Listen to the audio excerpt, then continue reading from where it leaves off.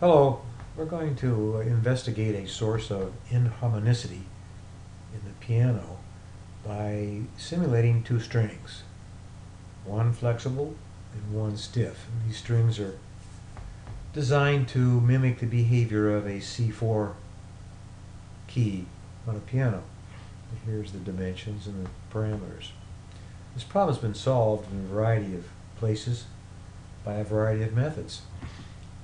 Philip Morris provides an analytical solution in his book, Vibration and Sound, for the flexible string, which I've used. Nicholas Giordano provides an explicit numerical method for solving the problem. Again, I've used that one elsewhere. However, in this video, I'm going to use a method by James McDonald from the University of Delaware. Now remember, these simulations, however artificial they may seem, are designed to gain insight. The flexible string is described by this differential equation, which is the wave equation, second order. Two boundary conditions. The string is held constant at the left end and the right end, where the bridge is. It has two initial conditions. The string is initially at rest, and initially the speed of the string is prescribed, the speed being a consequence of the hammer strike. The stiff string is described by a fourth order differential equation, which is the same as this one, except for this extra term. It has two extra boundary conditions. The second partial derivative at each end is held at 0, which is indicative of a hinged connection. All right, take a look at the initial speed. This is the consequence of being struck at 1/8 of the length of the string, which is right here. It generates this sort of a initial speed. Now keep in mind that this shape is artificial. It's chosen such because it gives results that match other simulation results and also other physical results. The magnitude of the speed, again, is scalable, so it doesn't really make any difference. It's artificial. And again, remember that the object of this simulation is to gain insight, not necessarily produce numbers that make any sense. Here's the initial speed and its representation in the frequency domain. This is necessary for the solution by Professor McDonald because he needs to approximate the initial speed over here by a Fourier series. And I show here the initial speed in green, and then the little circles are what the approximation looks like. I show this representation in the frequency domain because in theory, and actually in practice too, you could just pick one of these harmonics, feed it to the simulation machinery, and get a response out. You could do it for all these different harmonics separately, and then add up the results, so you get the same thing as if you would do them all together.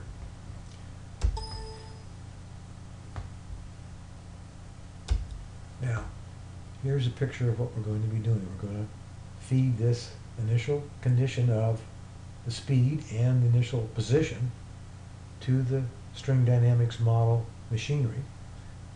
It's also represented in the frequency domain by this Fourier series. The output is going to be the wave shape as a function of time along that axis and position along the string along that axis. But it also can be represented by a force in the time domain, and then we could take the line spectrum of that force. So this particular information can go into this information in the frequency domain. And we'll compare the spectrum of the stiff and the flexible string and take a look at the consequence of inharmonicity. As I mentioned before, we could have picked just one of the harmonics. and fed it to the string dynamics model machinery. This is the 15th harmonic, just for example. It corresponds to initial speed down here, which is completely unrealistic. The resulting wave shape in the time and the position domain, again, is pretty unrealistic. The frequency domain representation of the force, however, shows that this particular harmonic shows up with a spike for the flexible string at the 15th harmonic, but the 15th partial for the stiff string is displaced because of inharmonicity. Okay, let's start the simulation. We're going to strike the string. There, we did it. Generates this pulse, which starts to move along the string. There's a little separation here between the green and the blue. The green is the stiff, the blue is the flexible. Here's a reflection. Notice there's a little bit more separation after that reflection. You have a little bit of underdamped behavior right there too. Another reflection. Now we're getting more underdamped behavior. We've got a peak and a valley here. Also more of a lead in the stiff string. Another reflection.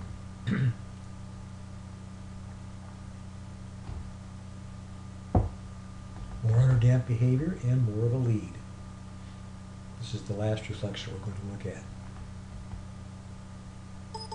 Okay, this is the final moment of the two periods that we just looked at. Notice that the flexible string comes back to its initial rest position, whereas the flexible string is showing quite a bit of lead and quite a bit of underdamped behavior.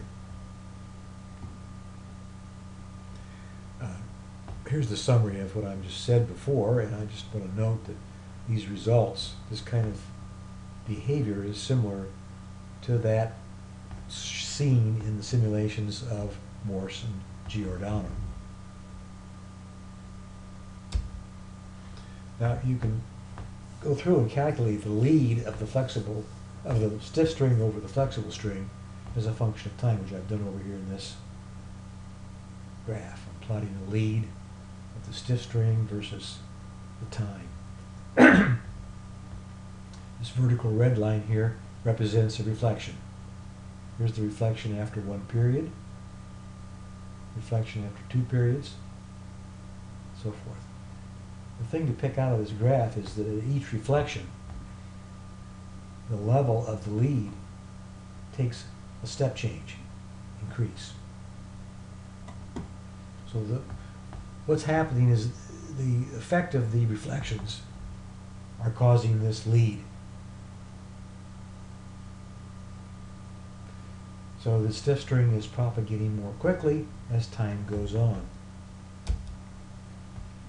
The force on the bridge is proportional to the slope of the string. If the string is flat, as it is initially, there is no force. If the string has a slope that's negative, then we're pulling up on the string. If the slope is positive, then we're pulling down. You can see initially over here, both the flexible and the stiff string have basically zero force on the bridge because they're both flat. But then at the reflection, you get this whiplash effect and you get these peaks in the force. Then as the peak propagates the other direction, the string slope at the bridge is relatively flat, so you get a low force reading. In fact, the flexible string by blue here shows a lot less than the stiff string because there's very little underdamped behavior on the flexible string. The other thing you can see from this graph is that the peak of the flexible string is higher than that of the stiff string. In other words, there's a higher force exhibiting at the reflections. And this is because the flexible string, because of its flexibility, is making much sharper turns when it's reflected and inverted. The stiff string, because it's elastic, resists changes like that, and therefore the peak is not as strong or as high. This idea of elasticity is the tendency of the string to maintain its shape after or return its shape to initial conditions after a deflection. The force for the stiff string leads that of the flexible string. And this is supported by the plot in the time and the position domain. For example, here we have the amplitude of the string plotted versus time and versus position along the string. Start out, you can see this line along the back here, the flat line. That's the initial rest position. The string is struck, and then this peak is developed, this pulse, which moves towards the bridge. While it's moving towards the bridge, the slope at the bridge over here is basically zero, which is what we see here. When the pulse reaches the bridge, now you see we're pulling up on the bridge. The slope is negative, and this spike is generated. Then the string is reflected, and now suddenly we're pulling down on the bridge, which is reflected by this negative peak. Then as the pulse propagates back to the other end of the string, you can see that the slope is relatively flat here, which is represented by this low level of force at this point in time.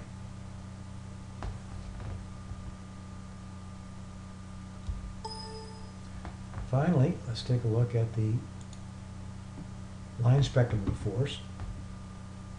The first peak here is located at the fundamental, which is at 261.6 hertz. The two peaks pretty much are the same, at least given the resolution of the computation in this simulation. As the peaks get higher in frequency, you can see there's a separation here. For example, I think it's the sixth partial and the sixth harmonic. The red line is the harmonic, and the flexible string's peak is right on the harmonic. However, the stiff string's partial is displaced to the right. It's a higher frequency. This displacement gets bigger as the frequency gets bigger. Note, for example, we have nothing here at the eighth harmonic because we are striking the string at 1/8 of its length. We also have diminished force, partials, and harmonics out here around the 16th harmonic. For example, now we see that at the 13th harmonic we have a displacement almost equal to the fundamental, which is the separation between these two red lines. Over here we have the 17th harmonic by this blue line, and then here is the peak for the 17th partial. So now the dispersion or the displacement is actually greater than an amount equal to the fundamental frequency. So we're seeing inharmonicity in this spectrum, and we're proposing that it is coming from the reflection at each end of the string because of the elasticity.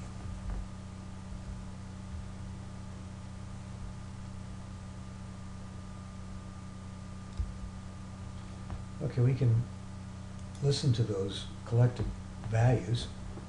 I collected the waves, and I can send them through the MATLAB sound feature, and we'll see how they sound.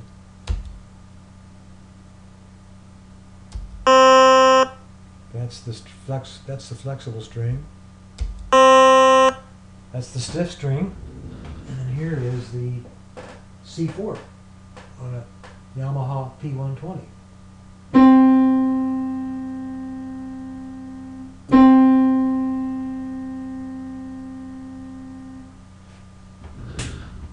That completes the simulation and it completes the presentation. Thanks for watching and listening.